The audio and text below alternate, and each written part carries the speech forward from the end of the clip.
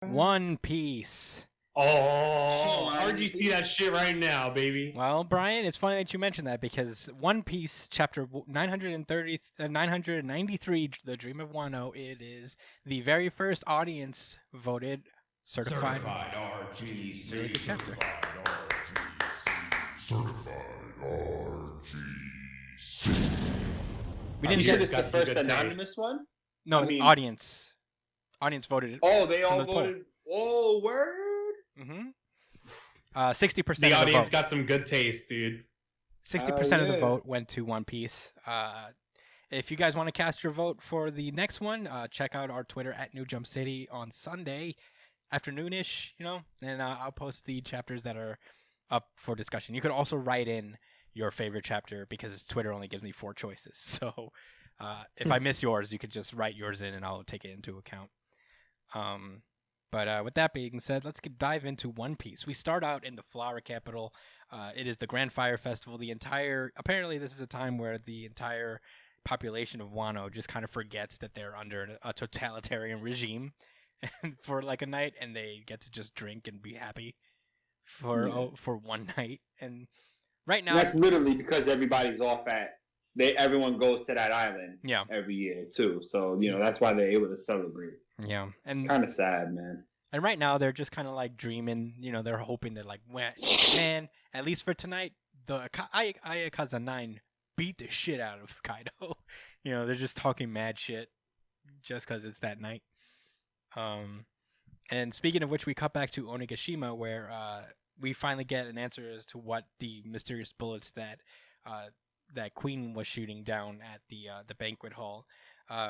We get it shown to us that basically it turns anybody who gets shot by it into this ice sculpture of an Oni demon from Japanese folklore. And that's basically what the bullets do. They're the playgrounds called Ice Oni. We've seen the playgrounds before, but never to this degree. Luffy's like, I feel like. Oh, sorry, Brian. I feel like it's similar to what happened in Punk Hazard, but this is like different. How does he make this stuff? Like, I think that's like what it his is. Quirk or no, it's not his quirk, Brian. I know you missed his fruit ability is his dinosaur power. His fruit That's ability power, is dinosaur. Bronchiosaurus, which just got animated, by the way. That part with Dinosaur. the Bronchio bomber, you remember that, Josh? Where he Oh yeah, it got animated, and I got to show you after the show because it's so fucking funny. it's already up to there. Mm-hmm. It's really well done too. You'll love it. I'm gonna show you it later. But anyway, Luffy's out here just beating the shit out of random henchmen, and Sanji just stops him, like grabs him in the face, and it just kicks everybody else. That's when Breeze Cola shows up with his gorilla fruit powers. But it's not he turns into a gorilla. His fist turns into a whole gorilla from the waist up, and it punches people. Yeah.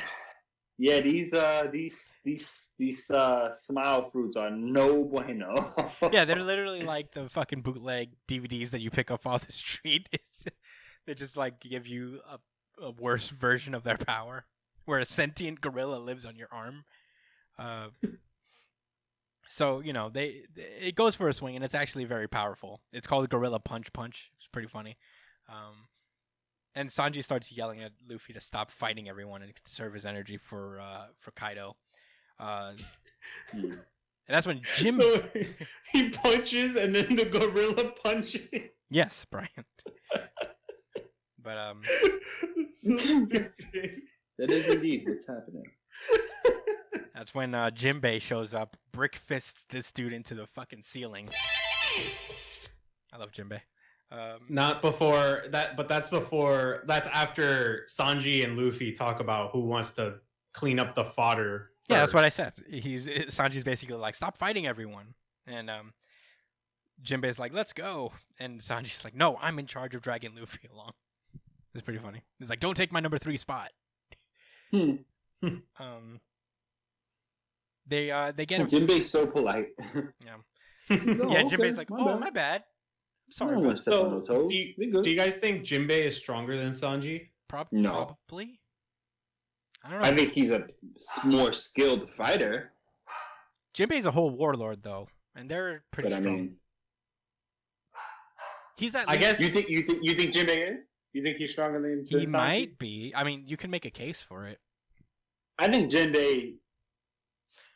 I think we'll see this week. I mean, not this arc, because Jinbei's never fought somebody 1-on-1, so we don't have like a real Well, we clear didn't see gauge. that. Yeah, we haven't seen him like Go all out. Nah. So we don't have like a. But I clear mean, gauge. if you're Sanji gonna does be have that robot suit. if you're gonna be the number one and the number two and the number three to the king of the pirates, kind of got to be stronger than a warlord, right? Oh, I mean, that's true. But Sanji couldn't beat Doflamingo. I mean, he's a warlord. Yeah, but Doflamingo's. If you think about the warlords, He's they're mad nice. You crazy? Yeah, like Yeah. Doflamingo is like exactly. Yeah. That's what I'm He's saying. mad. He's You really have- strong. I think he's on like the highest scale of warlords. I think Moria was the weakest, probably. Yeah.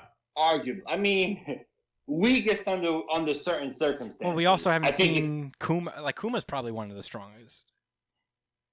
I think Doflamingo was the strongest warlord in my. I think that Probably. might be the case because he could like literally kill a whole Crocodile is fucking really strong. country. they're all extremely strong. They're like when you think Crocodile about, only ever lost to Luffy, who doesn't lose and it took unless Luffy the a plot lot. permits it. It took Luffy literally like nearly dying to do it. So Yeah. Yeah, but that was before he even learned Armament Hockey. If he knows Hockey now, if he knew Hockey back then, Crocodile gets washed up. yeah, but there's no way you know Crocodile what? He hasn't is a gotten Logia, stronger. right? He's a Logia type? Yeah. Not a Logia. He's technically Paramecia. Logia, Oh, what? just like Luffy Then is. how can he get cut and then it'd be sand and stuff? Logia doesn't necessarily. Logia is more about elements than being just one a thing. Oh, okay. So So I fire, guess Logia, Armament Hockey wouldn't be that Yeah, effective against. just like Luffy is Paramecia type, so he's like rubber, but he is made out Well, of yeah, rubber. I mean, Hockey would definitely still hit him harder. I get what you mean. I mean, yeah, I know what you're saying. That's an early Luffy. I'm just saying. I still think Croc is the man. And there's no way Croc They had a can whole kingdom power on up now. Smash, bro. You know, there's no way Croc. Hey, Croc. There's no way he didn't power up right now after this 2-year time skip. Now that he has to, because he's a pirate again. Yeah. But anyway, we're getting ahead of ourselves. Yeah, we are. Yeah. Basically, King gives out the order to find Momonosuke and kill him. And after they kill him, the rest of the samurai won't have the will to fight anymore. So focus on Momonosuke. Sasaki finds him first. He starts like laying down arrows and fucking gunshots at Shinobu, who is currently carrying Momonosuke. And she gets like stabbed in the back by a bunch of arrows. This weird Torbjorn guy shows up. Torbjorn. Torbjorn shows. You should try my meatballs. Yeah, he pulls up with his axe and tries to finish off Shinobu. Shinobu is just like, "Run, Momonosuke!" And that's when Yamato pulls through and smacks the shit out of Torbjorn, leaving it's up to her to fight against Sasaki. So a new matchup: Sasaki versus Yamato. Very cool. The Real armored quick. division. Shinobu's a scabbard, right? No, she's just an isn't? independent ninja. Oh, Yeah. okay. The scabbards are like the 9 people who worked for Odin. So it's not just like any samurai. Okay. Back on the Skull Dome, we get a visage of Kaido. He's just like on his side, just like, they cut the shit out of me. And the samurai is like, let's cut his fucking head off. There's no way. We can't stop until his head's clean off. But, Yeah, hell yeah. Yeah. they're too slow. Kaido gets up and he's like, I saw a visage of Kozuki Aizen. I could have let you kill me, with each throb of my scar. I remember. But you people aren't Odin. And then he gets up. Cool, like, big panel of him just like, I'm getting serious now. It's like, it is too shallow. You do not have enough power to even open up the old scar. And then he just looks down, like, just to add insult to injury. He's like, you cannot do it. And then he just yells, and like invisible slashes just start flying out, and one of them cuts Kiku's arm clean off, and that's where the chapter ends. It's interesting. Kaido's such an interesting fucking character, bro. Like, Yeah, I don't know what his motivations are. Like, to this day, we don't know what he wants, really. It's kind of interesting.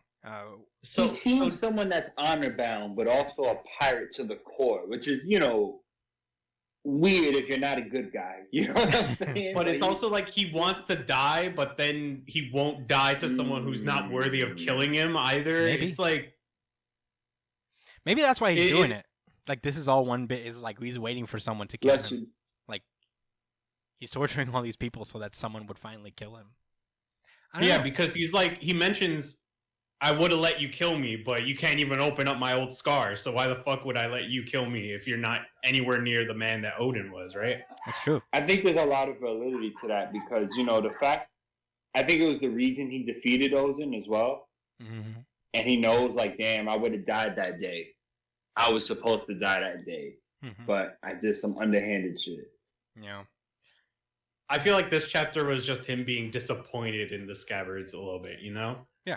Or it's like he was expecting them to like have the same, you know, like I guess like not determination, but like same something that Odin had. Yeah. And he's like, well, this is a shame. Now I gotta kill you all. Yeah. Too bad their middle names don't have a D in it. And that they aren't the main protagonists. That's true. Kozuki didn't have a D in his name. Though reading the name of D? No. What? His name is Kozuki Odin, not Kozuki D Odin. Yeah, right. Yeah, they're gonna find out soon. We're gonna see. But I think like after reading this chapter, I feel like this gives more and more hints that maybe Luffy isn't going to be the one to take down Kaido. I think I've been called that it was gonna be Zoro. It's his fight. Really he already had Doflamingo, bro. Like I don't know. Mean, ooh, he's got to fight Big Mom. Yeah, Luffy's got to fight Big Mom, and Zoro's got to just clean take this dude out by himself. That would be sick. And show him I am Odin. Yeah, it's hard to tell, man. I'm better than Odin. Come on, man. Zoro he easy moded that big stone guy. Come on, man. Yeah, but this guy's like several rungs up higher than that guy. That guy was a henchman. Yeah, you know what I'm saying as far as like what's been revealed. It's time. He's ripe. Zoro's ripe for a moment, man. I mean, he is going up there with Luffy. Like that was the plan. Oh no, he's fighting Queen. Who knows? Who knows how this is going to turn out? There's like so many options though, because it's like, you know, it's going to be weird if Zoro takes down an emperor, you know, like if Luffy isn't the one to take down an emperor, who's really going to be king of the pirates, you know? I don't think Zoro's going to beat him, but I think Zoro might be instrumental in beating him. Or he might open up the old scar or something like that. Yeah, you know, Zoro might achieve Ryuo and do some cool shit, but Luffy's gonna be the one to take him down. Because I think Luffy has to be the one. There's also like Law. There's also Kid who have stakes in taking down Kaido. So it's like they're not taking him down. Honestly, I don't think they're gonna take him out. I think they're gonna help. I think they're probably gonna. It's probably gonna be their combined effort against Big Mom. Probably, I could see that. Where it's but Law isn't and Kid Marco Big Mom. Fighting Big Mom right but now? She's not. I don't think he's gonna win. She has to go down by someone who's more important to the story than Marco. I feel like it can't just be Marco. Absolutely, and I believe it's going to be Luffy. I think he thinks he's gonna end up fighting Kaido. I think it could be Luffy and Law a little bit, huh? It could be Luffy and Law because Law specifically was after Kaido. So was he? Makes sense. Yeah, this whole plan that when Law brought Luffy in, it was for the specific goal of taking down Kaido. Yeah, that's where it all started. So it could just be Luffy and Law because Law also has a sword. You know, he could also open up the old wound. Yeah. I don't know.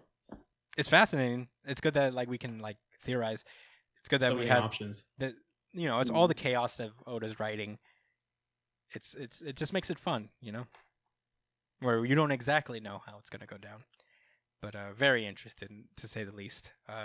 You guys ready to? By the way, go for it. Does Marco showing up here also mean that there's a chance that he could join the Straw Hat Alliance? God. Yeah, I mean he's technically joined just by default because he's there, but he probably won't join. Yeah, the there's a crew. difference between alliance and like actual crew, right? Yeah, he's not going to join the crew because they already have a doctor. I think he's down with the set already, man. I don't think he'll like do the Suns Cup thing like the other ones did. He'll just be on the sideline whenever Luffy. Yeah, needs like help, I'm he'll just down. pull I up. ain't drinking no cups with you, dog. Yeah, my father was back Whitebeard. for you. I'm only doing this because of Whitebeard.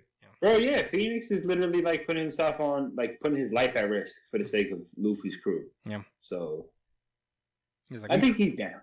yeah, I think he's down too.